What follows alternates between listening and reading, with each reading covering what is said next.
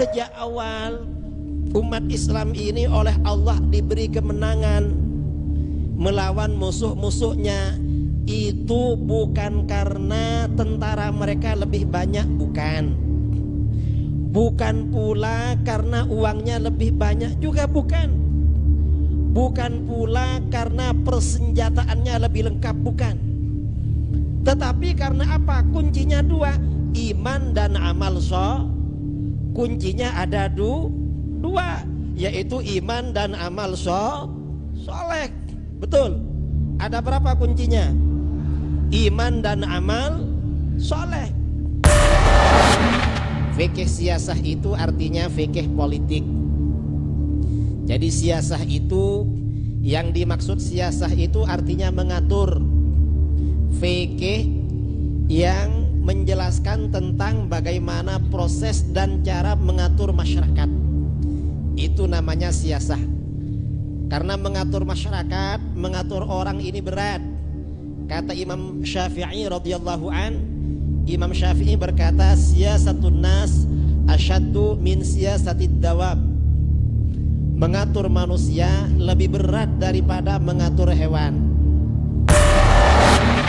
Iyyaka na'budu, hanya kepada engkau kami menyembah.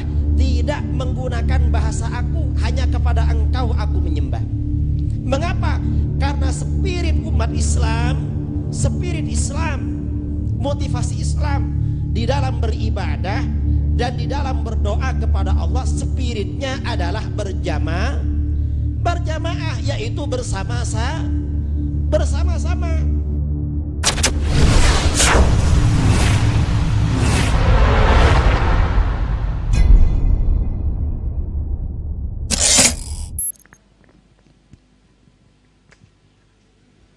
Sadaqallahul azim wa sadaqa rasuluhun nabiyul habibul kirim wa nahnu ala dzalika minasyahidin wasyakirin walhamdulillahi rabbil alamin. Acara kita sudah buka dengan alunan ayat suci Al-Quran. Mudah-mudahan rangkaian acara berjalan dengan lancar dan sukses, serta kita mendapat keberkahan dari Allah Subhanahu wa taala.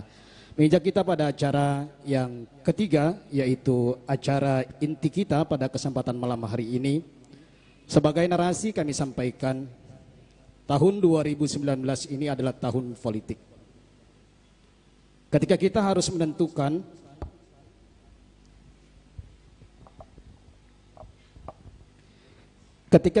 menentukan pilihan kita, kita harus sesuai dengan hati nurani kita. Pemimpin yang kita inginkan, pemimpin yang kita dambakan adalah untuk kepentingan umat Islam. Untuk itu, insya Allah nanti akan disampaikan oleh guru kita yang mulia Kiai Haji Muhammad Idris Ramli dengan tema urgensi fikih siyasah bagi kekuatan umat Islam dalam berbangsa dan bernegara dalam bingkai negara Kesatuan Republik Indonesia, dan nanti akan dipaparkan apa itu fikih siyasah, konteksnya dalam politik itu seperti apa, dan nanti apa yang harus kita pilih atau nanti apa yang menjadi pilihan kita. Kepada guru kita Kiai Haji Muhammad Idris Ramli, beliau dilahirkan di Jember 1 Juli 1975, profesi mengajar, pendidikan terakhir Pondok Pesantren Sunniyah Syafi'iyah Sidogiri, alamat di Jember, Jawa Timur. Aktivitas organisasi di Majelis Ulama Indonesia Provinsi Jawa Timur. Kepada guru kita Kiai Haji Muhammad Idris Ramli, waktu dan tempat kami persilakan. Allahumma sholli ala Sayyidina Muhammad.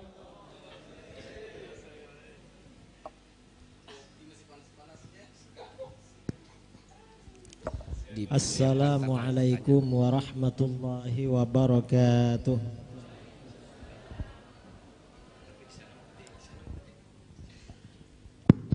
Bismillahirrahmanirrahim. Alhamdulillahilladzi arsala rasulahu bil huda wa dinil haqq ليظهره على الدين كله ولو كره المشركون أشهد أن لا إله إلا الله وحده لا شريك له ولا شبيه له ولا مثيل له وأشهد أن سيدنا محمدا عبده ورسوله أرسله الله رحمة للعالمين بشيرا ونذيرا وداعيا إلى الله بإذنه وسراجا منيرا والصلاة والسلام الأتمان الأكملان على سيدنا محمد الذي تنحل به العقد وتنفرج به الكرب وتقضى به الحوائج وتنال به الرغائب وحسن الخواتم ويستسقى الغمام بوجهه الكريم وعلى آله وصحبه أجمعين ومن تبعهم بإحسان إلى يوم الدين أما بعد. Yang saya muliakan dan saya hormati para alim ulama, para asatidz, jajaran pengurus DKM Masjid Al-Madinah Tangerang yang juga saya hormati, para jamaah kaum muslimin dan muslimat yang hadir pada malam ini dalam acara Tabligh Akbar, kajian tematik tentang urgensitas pentingnya fikih siyasah yang saya banggakan dan saya cintai. Alhamdulillah, bersyukur kepada Allah Subhanahu wa taala untuk pertama kali saya bisa hadir di Masjid Al-Madinah ini. Tadi perjalanan dari Tanjung Priok agak siang, cuma macetnya luar biasa. Macet luar biasa, macet full sampai ke sini baru jam 8 baru sampai sini. Dan alhamdulillah di tempat ini saya bertemu dengan kawan-kawan se-alma mater ketika di pondok dulu. Ada Ustadz Yasin, teman kelas waktu di pondok. Tak tahunya 20 tahun lebih gak ketemu di sini. Nah, saudara-saudara yang dimuliakan oleh Allah, kita ini umat Islam memang perlu mempertimbangkan segala apa saja yang akan kita lakukan itu dipertimbangkan dengan nilai agama. Mengapa? Karena seorang muslim yang sejati, seorang muslim yang hakiki, yang benar-benar Islam, hal-hal yang sebenarnya biasa-biasa saja tapi akan mendapatkan nilai ibadah apabila diniatkan dengan niat yang baik. Itu muslim. Apalagi memang hal-hal itu sangat berpengaruh dalam kehidupan muslim. Tentunya itu perlu dan harus sebelum bertindak kita pikir-pikir dulu. Kira-kira tindakan kita ini sesuai dengan agama apa tidak. Nah, Islam dalam keyakinan kita bahwa ajaran Islam ini mencakup segala hal. Apa saja oleh agama kita ini diatur, mulai urusan yang paling penting, urusan yang paling besar, sampai urusan yang biasa-biasa, bahkan sampai urusan paling kecil itu ada tuntunannya di dalam agama kita. Makanya kalau kita ini belajar ilmu fikih ini mulai dari bab suci, menyucikan diri. Karena orang itu kalau bangun tidur yang dilakukan pertama kali apa? Menyucikan diri, cuci muka, cuci apa, kecuali orang yang gila handphone. Kalau orang gila handphone, bangun tidur gak cuci muka, gak cuci apa, telepon dicari duluan. Mungkin ada SMS atau ada WhatsApp atau ada apa. Mestinya kan Islam ini kan apa namanya, cuci muka dulu, menyucikan diri, baru kemudian aktivitas-aktivitas yang lain. Di dalam kitab-kitab fikih itu memang bab pertama thaharah, tentang kesucian. Setelah kesucian baru beribadah yang namanya sholat. Setelah sholat lalu zakat, kemudian puasa, lalu haji. Baru setelah itu muamalat. Ini urusan-urusan penting dalam kehidupan sehari-hari. Baru di bagian belakang itu ada bab namanya ahkamul imamah, yang membahas tentang fikih siyasah. Fikih siyasah itu artinya fikih politik. Jadi siyasah itu, yang dimaksud siyasah itu artinya mengatur. Fikih yang menjelaskan tentang bagaimana proses dan cara mengatur masyarakat. Itu namanya siyasah. Karena mengatur masyarakat, mengatur orang ini berat. Kata Imam Syafi'i radhiyallahu an, Imam Syafi'i berkata, siyasatun nas asyaddu min siyasatid dawab. Mengatur manusia lebih berat daripada mengatur hewan. Kalau cuma mengatur hewan, mengatur ayam potong, mengatur kambing atau mengatur apa, ini gampang. Tapi yang paling repot ini adalah mengatur manusia. Nah, karena mengatur manusia ini sangat repot, maka bagaimana kita ini perlu, karena sebentar lagi ini kita akan memasuki masa-masa atau momen-momen politik. Kalau sekarang ini kan cuma pemanasan kan, ketemunya kan nanti pada hari H. Karena sebentar lagi kita akan menghadapi momen-momen politik, maka mulai dari sekarang perlu kita pikirkan, kira-kira siapa yang akan kita minta tolong, atau yang akan kita beri tanggung jawab untuk mengatur diri kita, ya, mengatur urusan kita, keluarga kita, urusan bangsa kita yang majmu' ini, yang mayoritas adalah umat Islam. Dari sekarang memang perlu kita pikir-pikir, kira-kira siapa. Itu yang perlu kita pikir-pikir.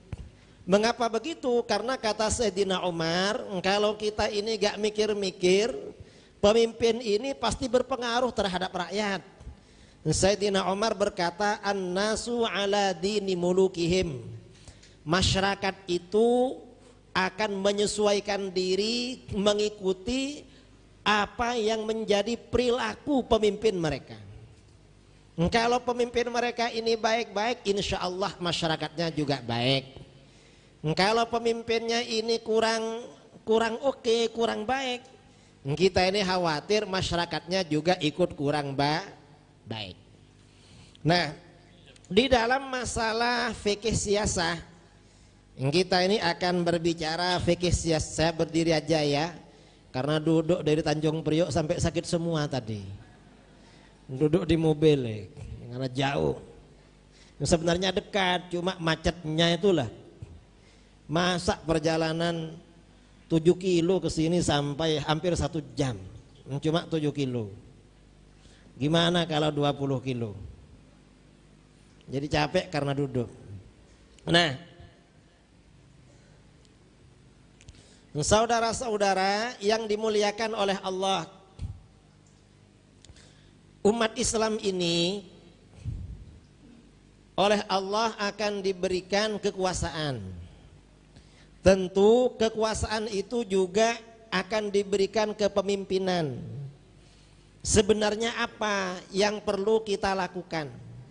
Umat Islam ini kalau ingin meraih kekuatan politik atau kekuasaan politik, paling tidak kekuasaan politik itu memperlakukan umat Islam secara proporsional. Paling tidak merugikan umat Islam kekuasaan politik. Maka bagaimana umat Islam ini yang perlu dilakukan pertama kali, adalah kembali kepada ajaran yang benar. Mengapa begitu? Karena di dalam pandangan Islam, kekuasaan politik umat Islam itu merupakan buah. Umat Islam oleh Allah diberikan kekuasaan. Kekuasaan yang diterima itu ibaratnya buah. Yang maaf ya, ini gini aja lah, jangan tangan ini bukan isyarat, bukan apa, jangan dibaca, jangan ketawa kalau pakai tangan ini, pakai mic aja. Artinya apa? Kekuasaan yang akan diberikan oleh Allah kepada umat Islam itu buah. Yang namanya buah itu, sebelum ada buah, umat Islam pasti menanam pohon. Pohon yang perlu ditanam itu apa? Pohonnya ada dua. Yang pertama adalah keimanan yang kokoh, yang kedua adalah amal soleh. Itu kemenangan umat Islam. Di dalam Al-Quran Allah berfirman, wa'adallahu alladhina amanu minkum wa amilus salihat la yastakhlifannahum fil ard. Allah menjanjikan orang-orang yang beriman di antara kalian. Ini orang-orang yang beriman seperti imannya para sahabat. Karena khitab dari ayat ini kepada para sahabat. Karenanya ini imannya adalah iman para sahabat. Dan iman para sahabat itu adalah imannya ahlus sunnah wal jamaah. Jadi Allah menjanjikan pada orang-orang yang beriman di antara kalian, wa amilus sholihat, dan orang-orang yang beramal soleh, orang-orang yang beramal baik. Soleh itu artinya amal baik. Orang yang beramal baik disebut dengan orang soleh kalau laki-laki. Kalau perempuan disebut dengan wanita solihah. Orang soleh itu artinya apa? Al-qaim bihuquqillah wa huquqi ibadih. Orang yang melaksanakan kewajiban-kewajibannya kepada Allah, juga kewajiban-kewajibannya kepada hamba-hamba Allah. Karena ada orang itu beriman tapi amalnya agak soleh, ya. Jadi ini harus beriringan antara iman dan amal soleh. Kalau iman dan amal soleh ini beriringan, berjalan seiring, Allah memberikan janji la yastakhlifannahum fil ard. Maka Allah benar-benar akan memberikan kekuasaan pada mereka di muka bumi. Kekuasaan oleh Allah, khilafah, kekuasaan di muka bumi akan benar-benar diberikan oleh Allah kepada mereka.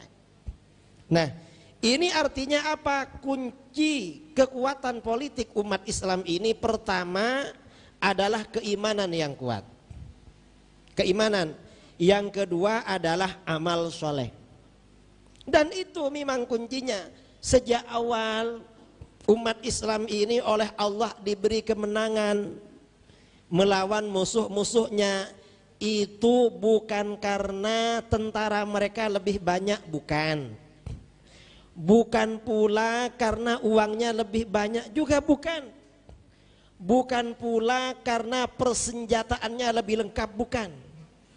Tetapi karena apa? Kuncinya dua, iman dan amal kuncinya ada dua, yaitu iman dan amal soleh. Betul. Ada berapa kuncinya? Iman dan amal soleh.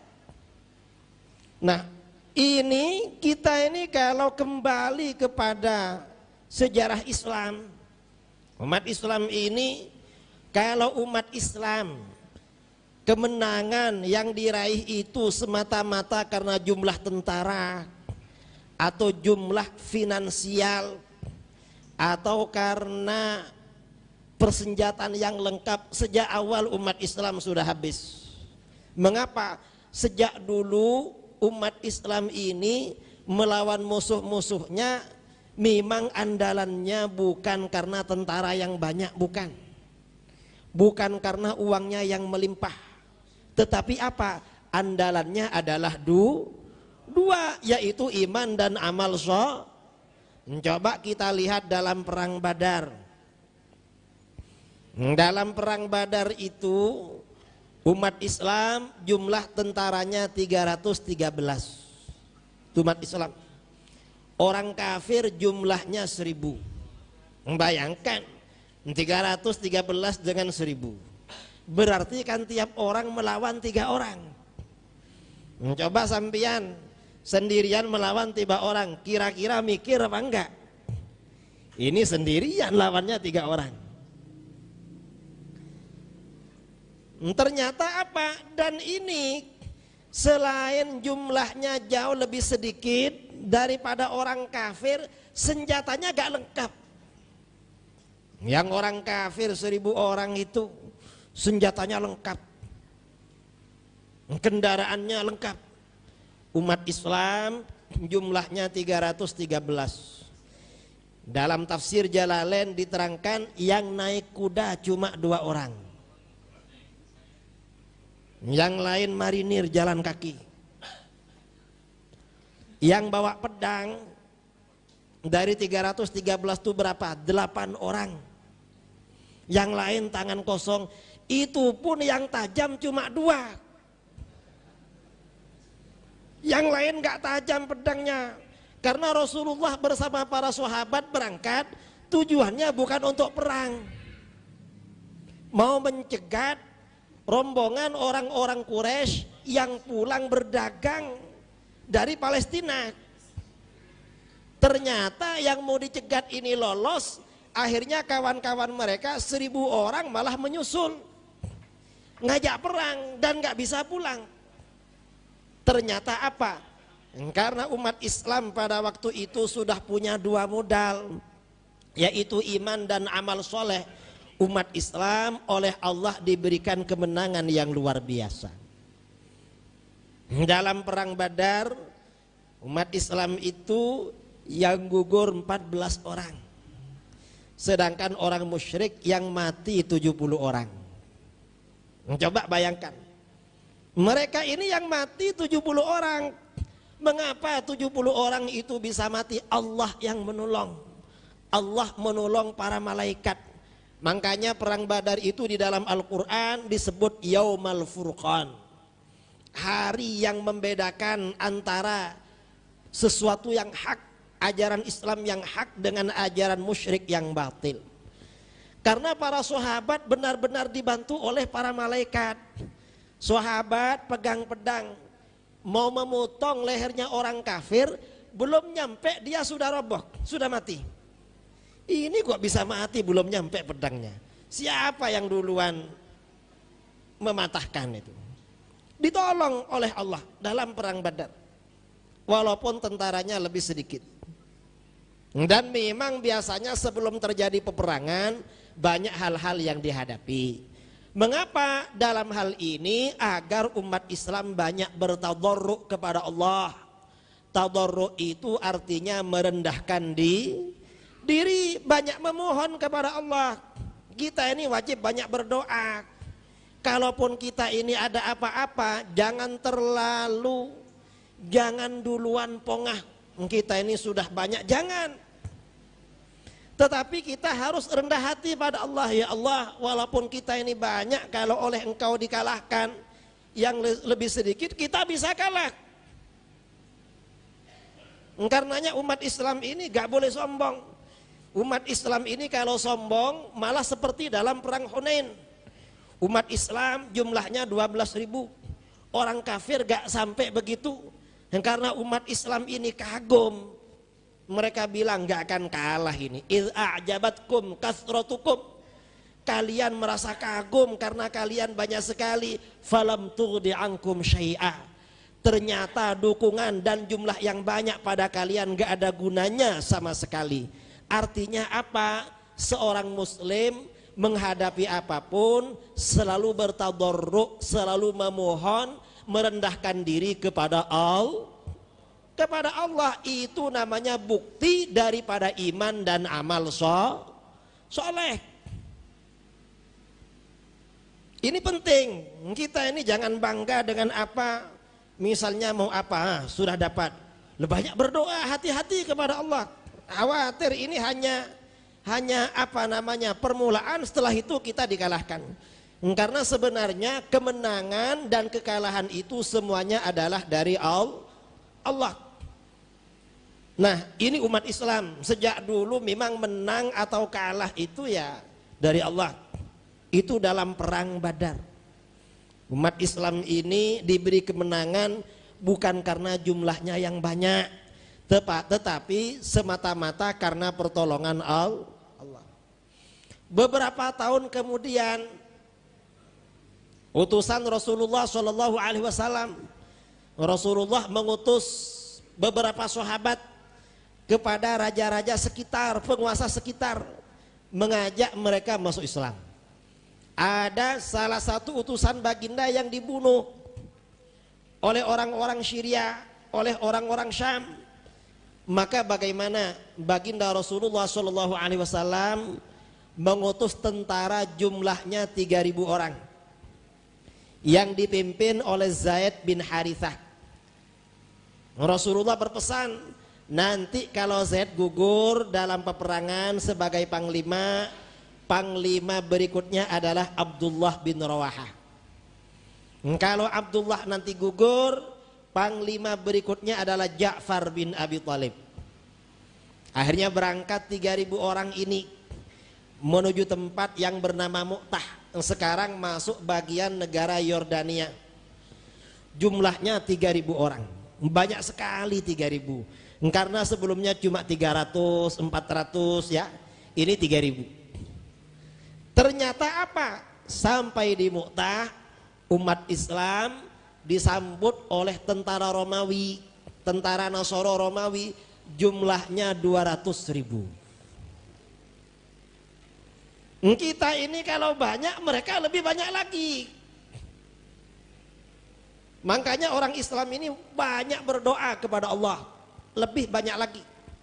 Sampai di Mu'tah, 3.000 orang sahabat ini mengadakan rapat darurat. Sebagian bilang, ini gimana ini, perang ini jadi apa enggak katanya. Kenapa? Musuhnya banyak itu, 200.000. Lah terus kita maunya apa? Gimana kalau kita kirim utusan ke Madinah, minta bantuan pasukan kepada Rasulullah, biar kita tambah banyak dikit lah. Loh kenapa minta bantuan pasukan lagi? Yang kita ini kalau diteruskan perang kita bisa mati. Sebagian jawab, loh kita kan berangkat memang cari mati. Kenapa setelah kematian ada di depan, kita ini ragu-ragu? Ya sudahlah, kita akan kesini cari mati katanya. Bismillah kita perang. Akhirnya perang. Pada peperangan hari pertama, panglimanya Zaid bin Harithah gugur. Hari kedua diganti oleh panglima berikutnya, Abdullah bin Rawahah. Akhirnya Abdullah gugur juga. Berikutnya diganti panglima ketiga, Ja'far bin Abi Thalib, gugur lagi. Akhirnya gak punya panglima. Gimana ini panglimanya gak ada, panglimanya gugur. Malam-malam para sahabat ini rembukan, ini kira-kira siapa jadi panglima. Mereka semuanya sepakat menyerahkan kepemimpinan kepada seorang panglima yang handal, namanya Khalid bin Walid. Sudahlah kita serahkan kepada Sayyidina Khalid bin Walid. Begitu Khalid bin Walid diserahi kepemimpinan perang, maka beliau mengadakan reposisi pasukan. Oleh beliau, pasukan yang dari kemarin ada di depan pindah belakang, yang belakang pindah ke depan, yang ada di sebelah kiri pindah kanan, yang kanan pindah kiri. Kata Sayyidina Khalid, lalu pasukan yang ada di belakang malam-malam suruh mundur sejauh-jauhnya. Besok berlindung dalam hal apa? Dalam apa saja? Dalam beribadah kita memohon kepada Allah agar jauh dari pengaruh setan. Dalam bekerja mencari rizki memohon kepada Allah agar terlindung dari setan. Dalam menjaga anak, ngasih makan anak, mendidik anak, berlindung kepada Allah, jauh dari pengaruh setan. Dalam hal apapun, agar setan tidak ambil bagian dalam apa yang kita kerjakan. Setelah bismillah, setelah a'udzubillahi minasyaitonirrajim, baru kita kemudian membaca bismillahirrahmanirrahim, dengan nama Allah yang maha pengasih lagi maha penyayang. Artinya apa? Kita ini menyebut nama Allah. Allah itu artinya apa? Allah itu adalah nama bagi zat yang agung yang wajib wujudnya. Itu Allah. Dan nama Allah yang paling agung adalah memang Allah. Karena ini Allah ini yang menghimpun terhadap semua nama-nama Allah. Dan Allah ini di sini maha pengasih dan maha penyayang.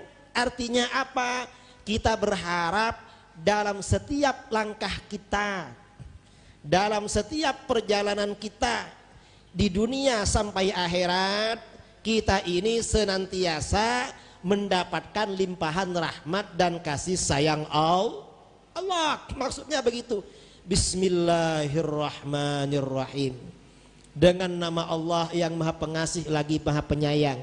Artinya kita berharap setiap langkah kita dunia akhirat senantiasa mendapatkan kasih sayang Allah. Lalu kemudian kita membaca alhamdulillahirabbil alamin. Segala puji bagi Allah. Segala puji bagi Allah ini artinya apa? Setiap ada kenikmatan, setiap ada kenyamanan, setiap ada anugerah, setiap kita mendapatkan karunia, maka yang pertama kali berhak dipuji semuanya adalah Allah. Allah itu diantara sifatnya adalah Rabbil Alamin, Tuhan semesta alam. Kata para ulama, Tuhan semesta alam ini artinya apa? Yang memberikan kebaikan dengan sebaik-baiknya kepada semesta alam. Apapun kenikmatan yang kita terima itu adalah dari Allah yang berbuat baik dengan sebaik-baiknya pada kita dan juga kepada alam-alam yang lain selain kita. Lalu kita membaca Ar-Rahmanir-Rahim, yang maha pengasih lagi maha penyayang. Artinya apa? Kebaikan dan kenikmatan yang diberikan oleh Allah kepada kita senantiasa bersama dengan kasih sayang Allah. Kalau kita ini diberi rizki oleh Allah, diberi makan, diberi minum, tapi sebagian kasih sayangnya diambil oleh Allah, susah kita. Misalnya gimana? Kita dikasih minum, habis minum gak bisa keluar. Gimana kalau gak bisa keluar? Susah juga, gimana mau minum lagi nih?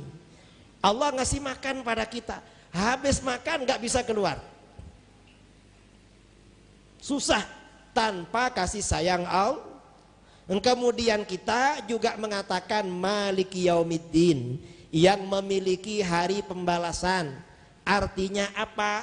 Setiap kenikmatan yang Allah berikan pada kita, setiap karunia yang Allah berikan pada kita, setiap anugerah yang kita terima dari Allah, nanti ada perhitungannya pada hari pembalasan. Karenanya kita harus baik-baik menerima, memperlakukan kenikmatan itu. Jangan sampai kenikmatan itu kita gunakan untuk hal-hal yang tidak berguna, apalagi untuk hal-hal yang negatif. Itu artinya Maliki Yaumiddin. Jadi kita takut Maliki Yaumiddin, yang memiliki hari pembalasan. Pasti dibalas, karenanya hati-hati. Baru setelah berkata begitu, kita berkata kepada Allah, Iyyaka na'budu wa iyyaka nasta'in. Iyyaka na'budu ini artinya hanya kepada Engkau kami beribadah, hanya kepada Engkau kami menyembah. Wa iyyaka nasta'in, dan hanya kepada Engkau kami memohon pertolongan. Jadi kita ini beribadah dulu, kemudian kepada Allah memohon pertolongan. Artinya apa? Mengapa memohon pertolongan kepada Allah? Karena semua yang akan kita terima semata-mata adalah pertolongan Allah. Nah, di dalam ayat ini mengapa Al-Quran menuntun kita menggunakan bahasa kami? Iyyaka na'budu, hanya kepada Engkau kami menyembah. Tidak menggunakan bahasa aku, hanya kepada Engkau aku menyembah. Mengapa?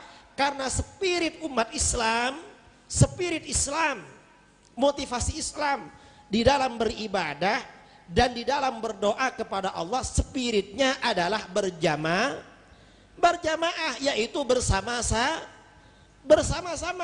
Kita ini beribadah, yang dimaksud kami hanya kepada Engkau kami menyembah. Kami ini artinya siapa? Saya dan jamaah yang lain kalau sholat bersama. Ini secara khusus. Lebih umum lagi, yang dimaksud kami ini adalah saya dan umat Islam yang lain. Mengapa di sini menggunakan bahasa kami? Kita menggabungkan ibadah kita dengan ibadah saudara-saudara kita. Barangkali ibadah kita diterima oleh Allah. Artinya apa? Ketika kita berkata iyyaka na'budu, hanya kepada Engkau kami beribadah ya Allah, artinya terimalah ibadah kami. Saya ini beribadah gak sendirian ya Allah, bersama banyak orang. Seandainya ibadah saya ini tidak layak Engkau terima karena penuh dengan kekurangan, mungkin ada saudara-saudara kami yang soleh, Engkau terima ibadahnya. Terima juga ibadah saya karena ibadah saya bersama dengan mereka. Ini namanya membangun kebersamaan. Kemudian setelah kita beribadah, wa iyyaka nasta'in, pengakuan kepada Allah bahwa kita hanya kepada Allah kita ini memohon pertolongan. Artinya siapa kami? Saya dan orang-orang yang lain. Ya Allah, hanya saya hanya kepada Engkau. Aku dan umat Islam yang lain memohon pertolongan kepada Engkau. Artinya apa? Kalau permohonan aku tidak layak Engkau terima, orang lain selain aku amalnya lebih baik, hatinya lebih bersih dari diriku, mungkin mereka terima juga permohonanku kepada Engkau sebagaimana Engkau menerima mereka. Ini artinya membangun kebersamaan. Karenanya penting membangun kebersamaan di dalam Islam. Baru setelah itu kita memohon ihdinas siratal mustaqim, tunjukkan kami ke jalan yang lurus. Lagi-lagi di sini kami ini siapa? Saya dan jamaah yang lain, atau saya dan keluarga saya istri dan anak-anak saya, atau saya dan umat Islam yang lain. Tunjukkan ke jalan yang lurus. Jadi ketika kita membaca ihdinas siratal mustaqim, hadirkan orang-orang yang kita inginkan mendapat pertolongan dari Allah.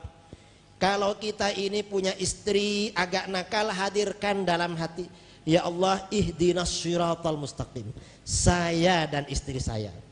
Atau kita menginginkan anak-anak kita menjadi anak-anak yang soleh dan solihah, rajin beribadah, menjadi orang yang bertakwa, hadirkan dalam pikiran kita ihdinas siratal mustaqim, tunjukkan kami ke jalan yang lurus.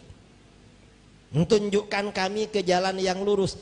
Jalan yang lurus ini artinya jalan yang benar, jalan yang sesuai dengan Al-Quran, dan jalan yang sesuai dengan Nah, jalan yang lurus ini soal apa? Apa saja.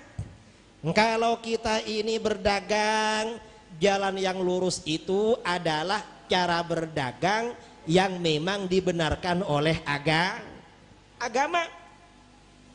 Kalau kita ini bergaul, jalan yang lurus itu adalah pergaulan yang dibenarkan oleh agama. Kalau kita ini memilih kawan, jalan yang lurus adalah memilih kawan yang dibenarkan oleh agama. Kalau kita ini memilih legislatif atau memilih pemimpin, jalan yang lurus ini adalah jalan yang kira-kira dapat menjaga agama, itu namanya ihdinas syiratal. Kalau kita ini menginginkan anak-anak kita ke jalan yang lurus artinya anak-anak kita menjadi anak yang soleh dan solihah. Jadi ketika kita membaca ayat ihdinas syiratal mustaqim, tunjukkan kami ke jalan yang lurus. Nah, hidayah itu, petunjuk itu bermacam-macam. Apa saja macam-macam petunjuk? Pertama, dari tidak tahu menjadi tahu, itu namanya hidayah. Ya. Mana yang benar, mana yang salah, setelah tahu namanya hidayah. Kalau gak tahu namanya tersesat. Itu yang pertama.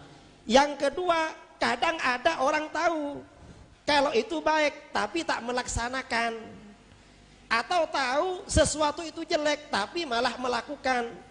Itu artinya apa? Hidayah tingkatan kedua. Hidayah tingkatan kedua ini adalah apa? Petunjuk dari Allah pada hati seseorang, tuntunan dari Allah. Allah menuntun hati seseorang untuk melakukan kebaikan. Ketika kita membaca ihdinas syiratal mustaqim, tunjukkan kami ke jalan yang lurus. Saya dan keluarga saya jamaah saya dan seluruh umat Islam yang ada, hadirkan dalam hati kita, tunjukkan kami ke jalan yang lurus. Artinya jalan yang engkau ridhai, yang sesuai dengan Al-Quran dan sesuai dengan ajaran Islam. Jalan yang lurus itu jalan yang mana? Diterangkan dalam ayat berikutnya, syiratal ladzina an'amta alaihim, jalan orang-orang yang engkau berikan kenikmatan pada mereka. Kenikmatan berupa apa? Kenikmatan berupa iman dan amal soleh. Ghairil maghdubi alaihim, bukan orang-orang yang engkau murkai mereka. Karena orang yang dimurkai oleh Allah itu bukan orang yang dapat kenikmatan, karena gak dapat iman dan amal soleh. Waladhdallin, dan bukan pula orang-orang yang tersesat. Nah, orang-orang yang tersesat ini orang yang tidak tahu jalan yang benar. Kalau orang-orang yang dimurkai tahu yang benar tapi gak dilakukan, maka sebabnya adalah Allah menjadi murka. Orang yang dimurkai, orang yang tersesat, jangan sampai kita ikuti jalannya. Ini tuntutan dari sholat. Ini tuntunannya secara tidak langsung, spirit, motivasi dari sholat yang kita lakukan. Sholat ini, saya hanya menerangkan surat Fatihah saja. Sholat ini kalau rahasia-rahasia di dalam bacaan-bacaan sholat itu kita fahami dengan benar, sholat itu rasanya nikmat walaupun lama, gak kesusu selesai. Karena yang kita baca itu sebenarnya di dalam sholat itu merupakan, kita ini bacaan-bacaan di dalam sholat itu sebenarnya adalah munajat, bisik-bisik kita, perbincangan kita kepada Allah tentang apa-apa yang menjadi kebutuhan sehari-hari kita.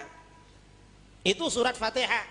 Makanya dari sekian surat-surat di dalam Al-Quran, sebanyak 114, hanya surat Al-Fatihah yang wajib dibaca di dalam sholat. Yang lain gak wajib tetapi sunnah. Mengapa? Surat Fatihah ini surat yang agung.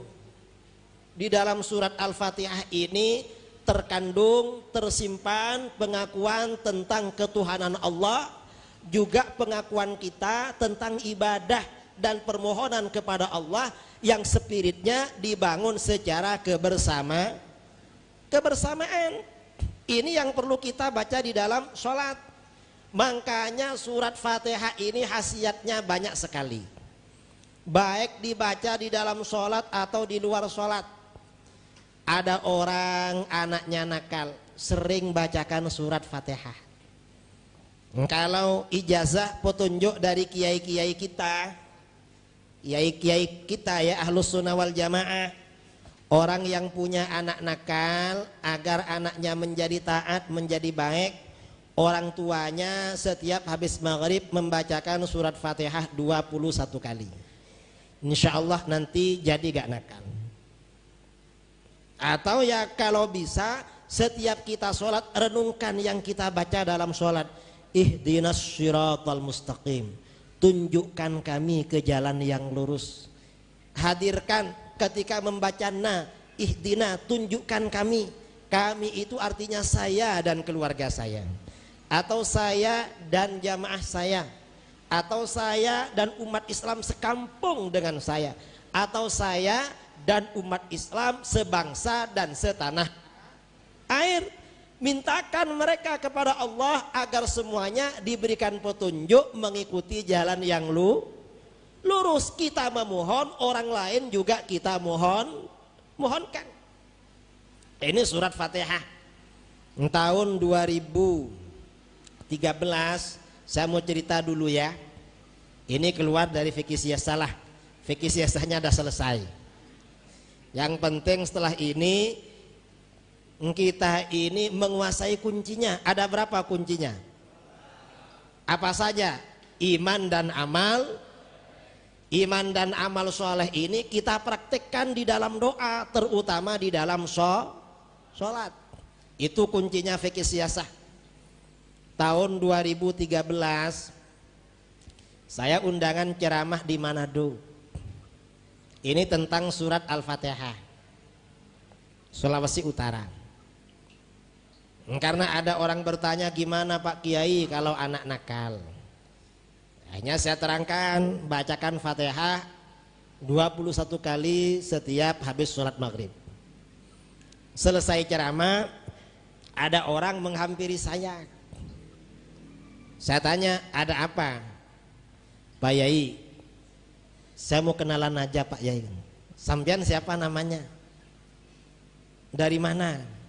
Saya dari Jawa Tengah Pak Yai. Jawa Tengahnya mana? Magelang. Loh, saya sering Magelang. Magelangnya mana? Daerah sana Kiai. Loh, saya sering daerah sana, bermalam di sana. Pak Yai di sana bermalam di sana, di rumahnya Kiai ini. Loh, Pak Yai kok bermalam di situ? Anaknya kawan akrab saya. Saya kalau ceramah anaknya sering ngantar saya. Kalau ceramah daerah sana. Loh, saya mau cerita Kiai itu Pak Yai katanya. Loh, mau cerita apa? Dulu Pak Yai, ayah saya itu nakal. Nakal gimana? Gak mau sholat. Jadi ayah itu gak mau sholat. Setiap kita ingatkan, ya sudah tua ya, sholatlah. Malu punya ayah gak sholat itu. Nanti ayah ini kalau gak sholat gimana kalau mati? Ayah diingatkan marah-marah. Sudahlah, itu urusan saya. Nah, ayah nanti pasti ditanya mungkar nakir. Kan saya juga yang jawab, bukan kamu katanya. Itu urusan saya katanya. Akhirnya karena ayah ini gak mau menerima nasihat, saya ziarah ke guru saya. Gimana Kiai, ayah saya ini nakal. Sudah tua gak mau sholat, diingatkan malah ya gak mau diingatkan. Gini aja, kamu setiap habis sholat apa saja, sholat fardu atau sholat sunnah, bacakan Fatihah untuk ayah kamu. Berapa kali Kiai? Terserah kamu. Yang penting kamu istiqomah, baca terus, yang khusyuk kepada Allah, mendoakan ayah kamu agar ayah kamu dapat hidayah dari Allah. Lalu kata orang ini, saya amalkan Kiai. Setiap habis sholat saya baca Fatihah untuk ayah saya. Setiap habis sholat. Setelah beberapa lama saya pulang, masuk ke kamar ayah. Di meja kamar ayah ada buku tuntunan sholat. Saya terkejut, loh, ini kok ada buku tuntunan sholat ini.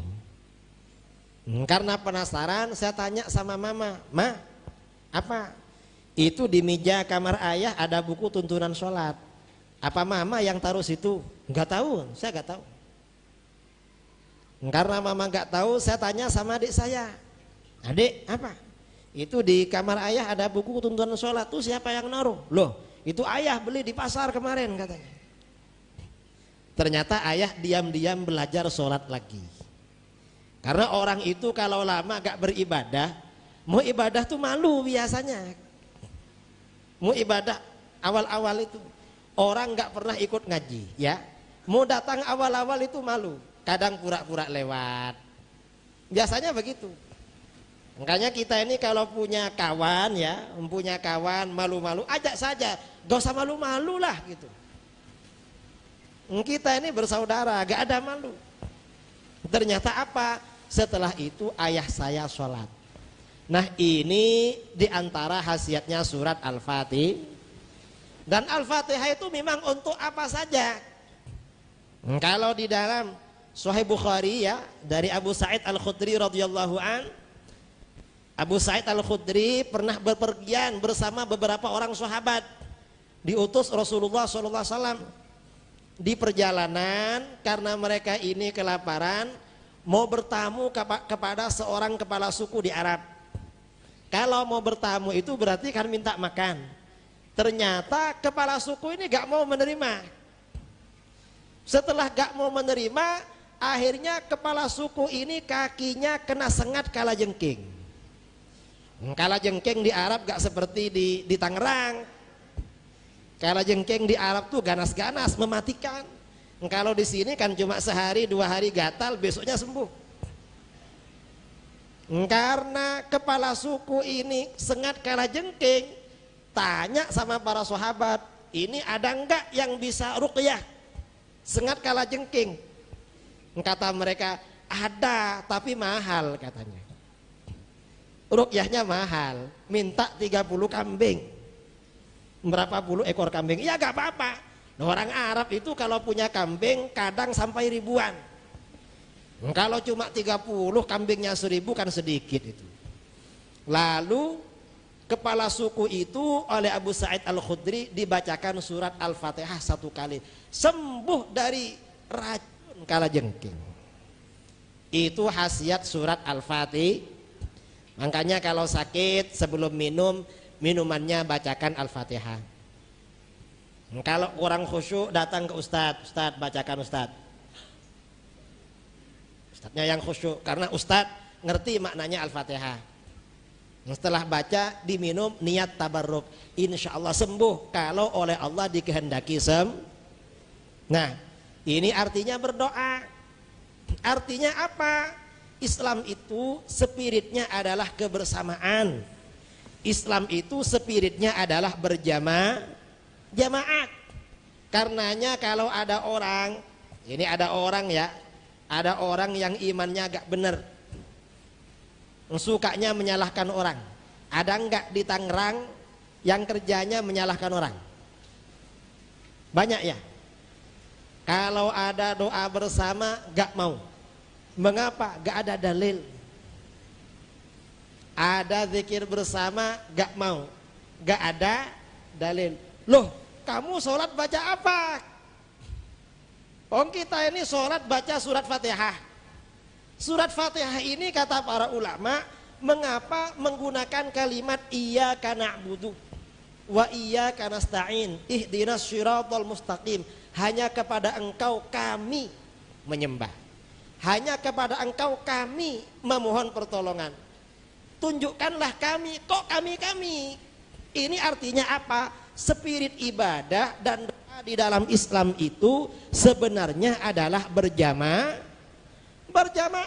Karena itu zikir berjamaah dianjurkan zikir berjamaah, doa berjamaah juga dianjur. Karena itu spirit di dalam Islam. Engkau bilang gak ada dalil, wong gak ngerti bacaan Fatihah yang dia baca. Enggak pernah belajar, cuma ikut-ikutan ustadz yang sering ngomong kembali pada Quran dan Sunnah. Dia gak ngerti mana Quran mana Sunnah. Ini memang spirit di dalam Islam seperti itu. Kita ini saling mendoakan. Karena itu, karena spirit di dalam Islam itu adalah berjamaah, kebersamaan, maka bagaimana siapapun saudara kita, ada dimanapun saudara kita, hadirkan di dalam doa-doa kita. Siapapun. Apakah itu beda ras? Apakah itu beda apa lagi? Beda suku? Apakah itu beda pulau? Apakah itu beda bahasa? Apakah itu beda suku bangsa? ataupun beda pilihan, doakan juga di dalam hati kita, karena spirit Islam itu membangun kebersamaan. Orang yang beda pilihan dengan kita doakan kepada Allah agar kita dan mereka sama-sama mendapat hidayah dari Allah. Kita jangan marah pada orang yang beda pilihan dengan kita, doakan, karena itu memang semangat yang dibangun oleh Al-Quran. Umat Islam antara yang satu dengan yang lain adalah bersaudara. Karena itu umat Islam siapapun dimanapun dengan kita adalah saudara. Pilihan boleh beda, kita ini memilih sesuai dengan hati nurani. Karena kita ini umat Islam ya, agama kita ini Islam, maka kita istikharah kepada Allah, berdoa kepada Allah, minta pandangan-pandangan para ulama, siapa kira-kira caleg-caleg atau pasangan-pasangan yang kira-kira lebih maslahat bagi umat Islam. Itu yang pertama. Yang kedua, karena kita ini Islam Ahlus Sunnah wal Jamaah, tentu yang kita pilih memang lebih maslahat bagi umat Islam Ahlus Sunnah wal Jamaah. Karena kita ini hidup di dalam bingkai NKRI. Apa NKRI itu? Negara Kesatuan Republik Indonesia. Maka kita pilih orang-orang kira-kira yang siratal mustaqim, membawa jalan lurus ya, sesuai dengan jalan lurus bagi NKRI. Kita seperti itu. Adapun orang beda pilihan, mungkin sudut pandangnya beda dengan kita. Kita saling mendoakan kepada Allah, kita mendoakan mereka, mereka juga mendoakan kita. Ini namanya bersaudara. Mengapa seperti ini penting kita bangun? Ada suatu hal yang jangan kita lupakan ya. Mengapa kunci kepemimpinan dan kekuatan umat Islam itu ada dua, iman dan amal soleh. Di dalam agama kita para ulama mengatakan a'malukum ummalukum. Perbuatan kalian adalah yang menentukan pemimpin kalian. Artinya apa? Kalau kamu orang baik-baik, Allah akan memberikan pemimpin yang baik. Kalau kamu tidak baik, maka Allah akan memberikan yang tidak baik. Ini kata para ulama. Dasarnya mana? Di dalam hadis Rasulullah SAW bersabda, kama takununa yuwalla alaikum. Sebagaimana keadaan kalian, Allah mengangkat seorang pemimpin bagi kalian. Artinya apa? Kalau kalian orang-orang yang bertakwa, orang-orang yang takut kepada Allah, Allah akan mengangkat pemimpin kalian, orang-orang yang bertakwa dan menyayangi kalian. Tapi kalau kalian orang-orang yang berani, tidak takut kepada Allah, banyak melakukan kezaliman, Allah akan mengangkat pemimpin bagi kalian, orang yang zalim dan tidak punya rasa kasih sayang pada kalian. Ini di dalam hadis seperti itu. Nah, dalil yang lebih tinggi di mana? Di dalam Al-Quran Allah berfirman, wa kadzalika nuwalli ba'dadh-dhalimina ba'dhan bima kanu yaksibun. Dan demikianlah kami jadikan sebagian orang-orang yang zalim sebagai pemimpin atas sebagian yang lain, sebab apa yang mereka lakukan. Artinya apa? Kata para ulama, Al-Imam Fakhruddin Ar-Razi berkata di dalam tafsirnya, annar ra'iyah mata kanu zalimin fallahu ta'ala yusallitu alaihim zaliman mithlahum. Bahwa ketika rakyat ini banyak melakukan kezaliman, Allah akan mengangkat bagi mereka seorang pemimpin yang zalim seperti mereka. Fa idza aradu ay yatakhallasu min dzalikal amiri zalim falyatruku az-zulma. Kalau mereka menginginkan bebas dari pemimpin yang zalim, maka mereka wajib pertama kali meninggalkan kezaliman. Karena itu kita ke depan perlu banyak baca istighfar kepada Allah, minta maaf. Ya Allah, pemimpin kami kok seperti ini misalnya. Ampuni, itu semata-mata karena dosa kami. Kami mohon ampun kepada Engkau ya Allah. Dan hadiahkan, anugerahkan pada kami pemimpin yang soleh yang dapat menuntun kami. Amin Allahumma. Siapapun yang jadi, yang akan datang, jadikan hati mereka lembut, menyayangi umat Islam, bertakwa kepada Engkau. Kabulkan hajat kami ya Allah, mendapat pemimpin yang baik. Amin Allahumma. Itu karena memang kunci di dalam siasah, dalam kepemimpinan Islam. Karena pemimpin ini kalau gak sejalan dengan rakyat gak lama. Rakyatnya baik, pemimpinnya gak baik, gak lama diturunkan oleh rakyat. Rakyatnya gak baik, pemimpinnya baik, gak lama juga diturunkan. Tapi kalau rakyatnya nakal, pemimpinnya nakal, bertahan. Mengapa? Karena sudah sehati. Ya mungkin yang gak sehati sebagian aja. Karena itu kita banyak berdoa kepada Allah. Ihdinas siratal mustaqim. Iyyaka na'budu wa iyyaka nasta'in. Ihdinas siratal mustaqim.